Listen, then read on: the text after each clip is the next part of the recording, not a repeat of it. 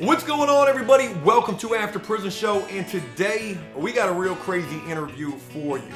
Today we're actually going to be interviewing our very first ever prison guard. Now the crazy thing about this is this guy is no longer a guard, he's an ex-prison guard, but this guy was working at one of the worst prisons in the state of Georgia, a place called Hayes Correctional Institution. And this place is nothing short of a horrible place to be serving some time at. And it most certainly is a horrible place to be a prison guard at as well. We were getting off work. I worked second shift. It was like 10:30 at night. We were leaving the prison. As we were leaving, there was an alarm that went off. And basically what had happened in the special management unit where they kept all the guys that were locked down for fighting and causing problems, the computerized door system malfunctioned. All the doors opened and they all came out and started fighting. Now, some more crazy things to keep in mind before we get into this interview. Not only was this guy a correctional officer, this guy would actually go from being a prison guard to an actual prisoner. This guy would actually end up serving time at one of the prisons that he used to work at. This is a guy who has also dealt with addiction, and he's got some really crazy stories that he's getting ready to share with us here on After Prison Show.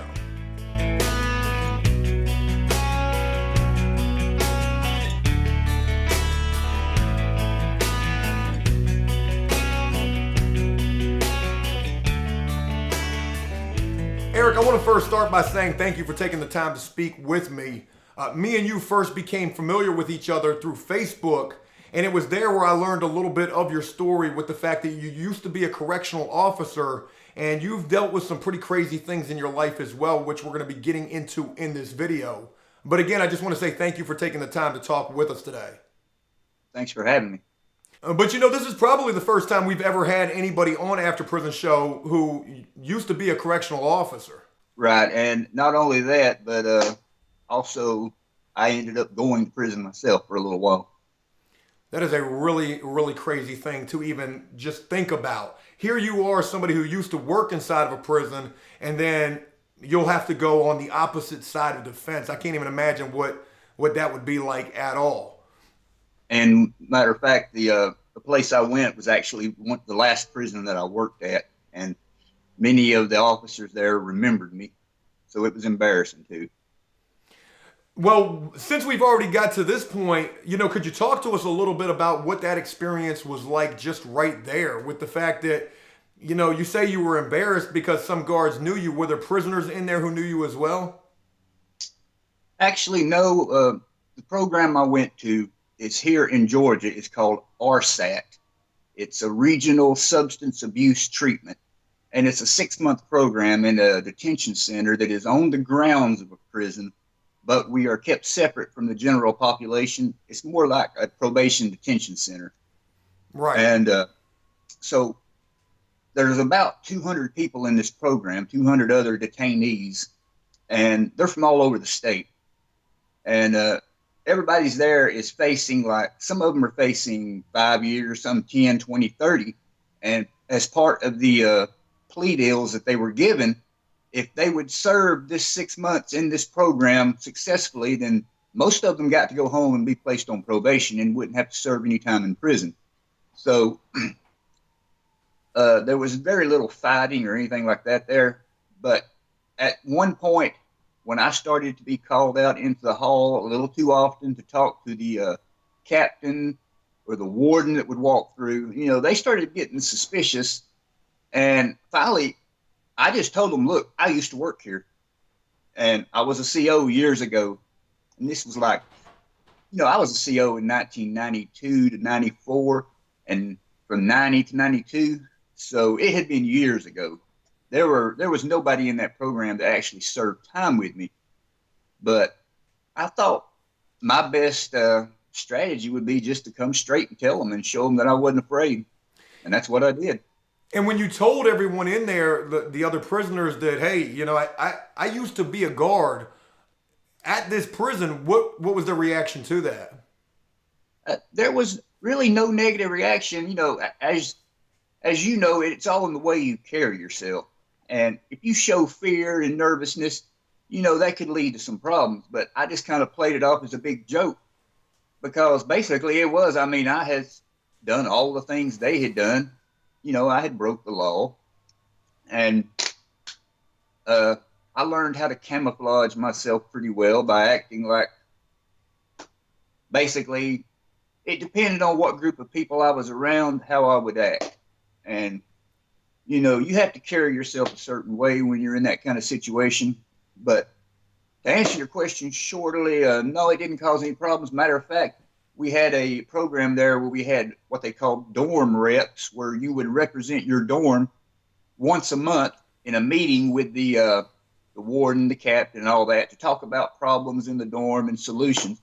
I got elected to that by everybody in the dorm. So it never became an issue.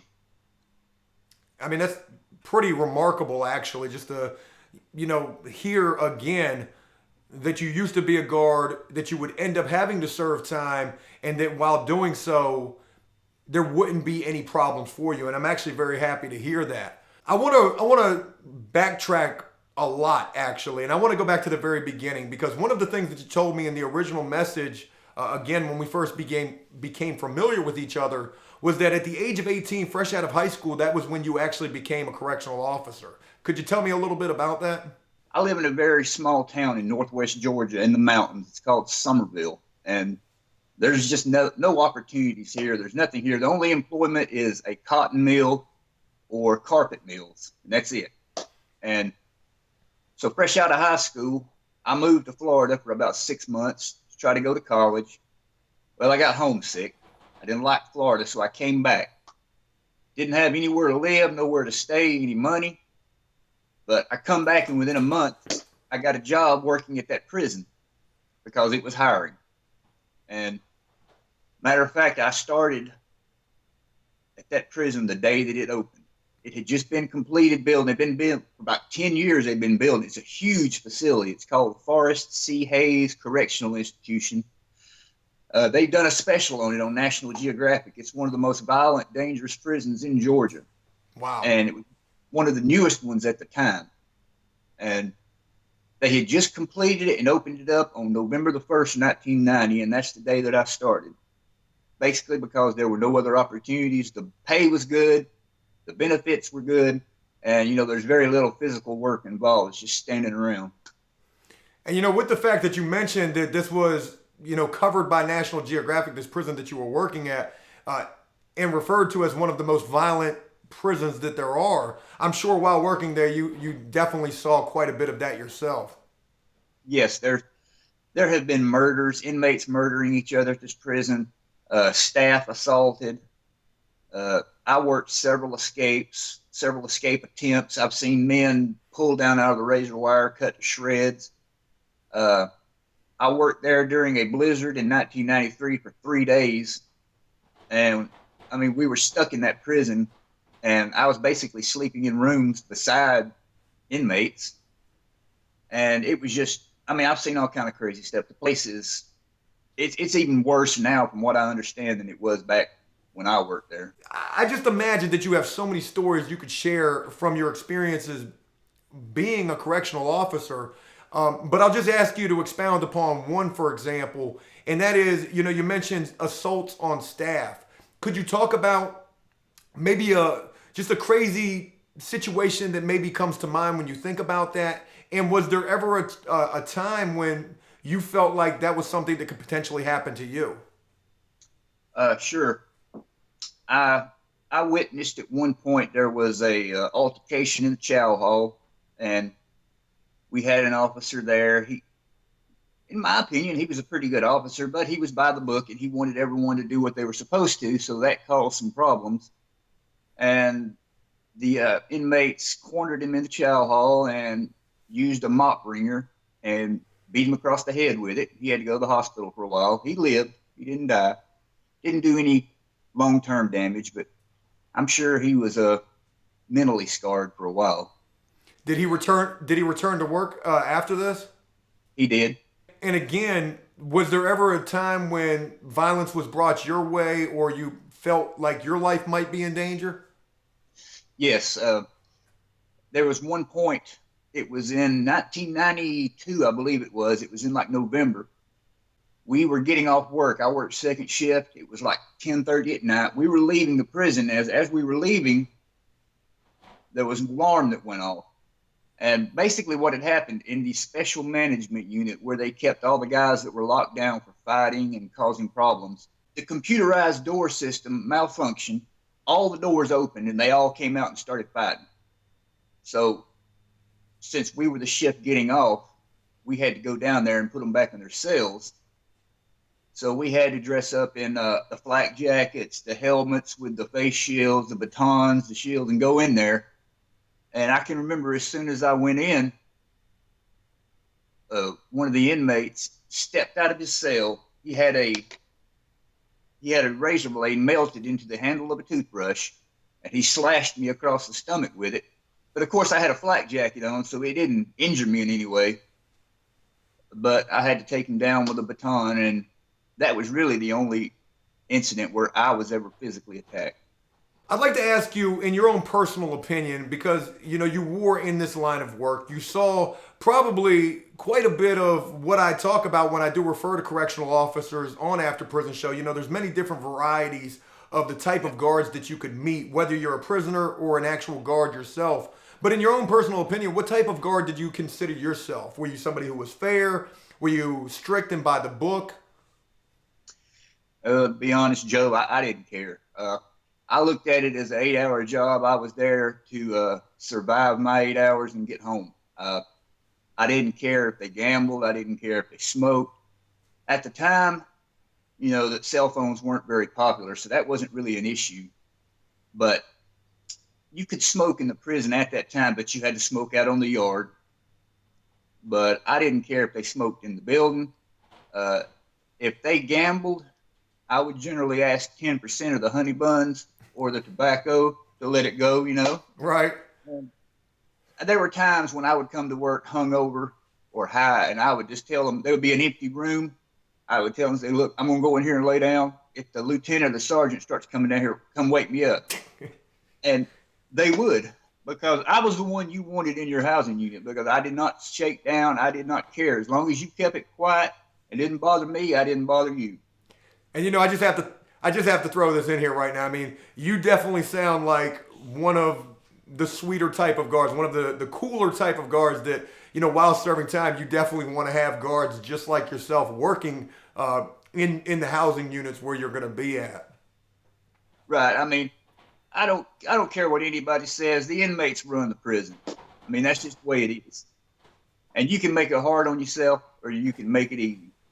That's really powerful what you say right there, because a lot of people will say that as well, and there's people who will disagree with that. But, there are a lot of people who believe that, the inmates do run the prison. Real quick, let me ask you, how long were you a correctional officer for? About 4 years. And what would end up being the reason why you would not be a guard anymore? Well, after about 6 months, I knew the job wasn't for me.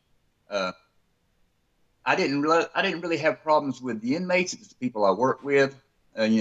They would snitch on you because you're not doing your job like you're supposed to. You're not being hard enough on the inmates. You're not doing your shakedowns, and I started drinking a lot, and it started getting into drugs. And actually, I was buying drugs from my fellow officers, pain pills. I became an addict. I was an addict for 26 years. And I think a lot of it has to do with the fact that I went to work at that place at such a young age and saw so much. And, that's not the entire reason, but it didn't help. And after a few months, I transferred out of this real hardcore prison and went to a minimum security camp up the road. And after about 2 or 3 months there was just one day, I was high as a kite on pain pills. I was sitting in the central control room at the time. I finally just said, you know what, I've had it. This is it. And after that shift, that was it. I never went back. And I want to address one thing that you brought up as well, because this is almost surprising to me. But you say that when your addiction really started to begin, you were buying these pills off of your fellow coworkers. And just to think that, there are correctional officers, there are guards, just like anybody else in life who deals with addiction as well. Just to think that, here you are working in a prison alongside other individuals doing the same exact job. And some of these people are dealing with addictions themselves. There were a lot of people there that were struggling with it. I mean, after you've been an addict for a while, man, you can tell. And people can try to hide it, but you can tell. And there were so many drunks there and pill heads like myself, and it's not a good career choice for anybody. Like I said, you have to have a certain kind of mentality to be able to work in a place like that. Did you ever witness any situations where maybe a fellow officer was possibly facing getting in trouble for drugs and attempted to plant that on another prisoner by any chance? I can't say that I ever saw anything like that. And, I mean, it's possible that it does go on. I'm sure it goes on. But like I said, I was mainly concerned with getting through my 8 hours. I didn't pay much attention to anything going on around me except unless it affected me. But I never saw any guards plant any drugs or anything on inmates. No, I can't say that I ever saw that. Did you ever see any situations where guards treated prisoners in a way where maybe you were just like, man, that's just some pretty messed up stuff right there? Oh, every day. I'm not going to say that I ever saw anyone, really physically abuse any prisoners to the point where I thought that it was something wrong. But I've seen them, come in bad moods and write them disciplinary reports and get their store taken or visitation just because they were in a bad mood, and just treat them like they were subhuman pieces of garbage. And I've just never been natured up to be that kind of a person. And I didn't agree with a lot of the ways that they acted and treated these people. And I mean, they are in prison. They're already in prison. We're not there to punish them. We're there simply to keep them from going over the fence and escape. And that's it. It's not our job to punish them and make it harder on them. Let's talk a little bit about what addiction did in your life. Obviously, this probably caused a lot of turmoil and it would end up, I'm assuming, leading to you having to serve some time. Can you talk to us a little bit about that? My drug of choice was always prescription pain medication. I never got into the heroin or the cocaine or crack or anything like that. It basically took everything from me over time. I mean, it took jobs, houses, vehicles, relationships. It about destroyed my relationship with my family. It just took me to some real bad places. And over 26 years, I mean, I look back, there's entire blocks of years that I don't even remember. And, that's really no way to live. And I tried every form of rehab that there is. I mean, I went to inpatient, outpatient, Narcotics Anonymous meetings. I went to a faith-based program for a year. Sometimes I would manage to get clean for a few months or even a year, but it would always come creeping back. Eventually, I found a methadone program and got into it, and it has completely turned my life around. I mean, I'm building a new home now, I have a new car, I have a great job. I just got married like 2 weeks ago. Methadone is not for everyone, but in my case, it's the best treatment. And I just want to say, congratulations to you, first and foremost, for all of these positive changes that you have been able to make in your life. Building a new home, buying a new vehicle, getting married. I mean, these are definitely positive things that should keep you motivated to continuing to do the right thing. How long have you been how long has it been since you've dealt with the addiction? Yeah, I know what you mean. Some people, they consider when you're on methadone, you're not truly drug-free. That's not how I look at it. I look at it as like a diabetic taking insulin. I have not used any illicit drugs or done anything illegal in 2 years. I have been in my program. I have not failed a urine screen. I've stuck to my treatment plan. And the way that I used to get drugs would be I would go to the emergency room and fake an injury or whatever to get them prescribed to me. And that's extremely easy to do. I've become an expert at it. I could probably go to 3 different emergency rooms a week and every time walk out of there with some kind of narcotic. Sometimes I could go to the same hospital, and it's real easy to do.